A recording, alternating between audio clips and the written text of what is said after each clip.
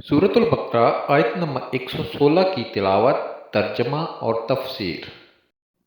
أعوذ بالله من الشيطان الرجيم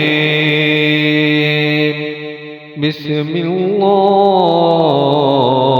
الرحمن الرحيم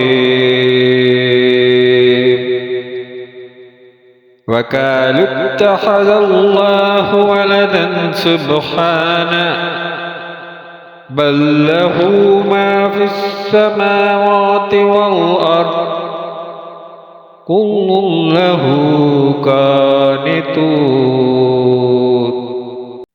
तर्जमा: और मुशरिकों ने कहा, अल्लाह ने अपने लिए औलाद बना रखी है। वो पाक ज़ात है, बल्कि जो कुछ आसमानों और ज़मीन में है सब उसी की मलकियत में है। सब उसके हुजूर गर्दन झुकाए हुए हैं। सूरत अल-बक़रा आयत नंबर 116 की तफसीर। सुब्हानहू, अल्लाह पाक है।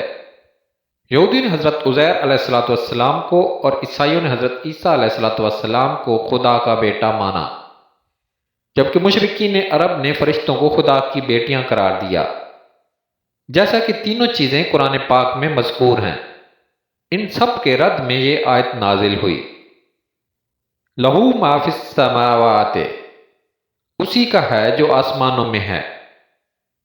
किसी की औलाद उसकी मलकियत नहीं हो सकती, और जब आसमानों और ज़मीन की हर चीज़ अल्लाह ताला की मलकियत है तो उसकी औलाद कैसे हो सकती है। नीज़ औलाद हकीकत में माँ बाप का जुज़ होती है, और आदमी अपने जुज़ का मालिक नहीं होता। हदीस पाक: पांचों नमाजें गुनाहों का कफ़ारा हैं। हज़रत अबू हुरैरा रज़ी अल्लाह तआला अन्हु से रवायत है, उन्होंने रसूलुल्लाह सल्लल्लाहु अलैहि वसल्लम को ये फरमाते हुए सुना, अगर तुम में से किसी के दरवाजे पर कोई नहर जारी हो जिसमें वो हर रोज 5 मरतबा नहाता हो, तो तुम क्या कहते हो कि ये काम उस पर कुछ भी मैल कुचैल छोड़ेगा?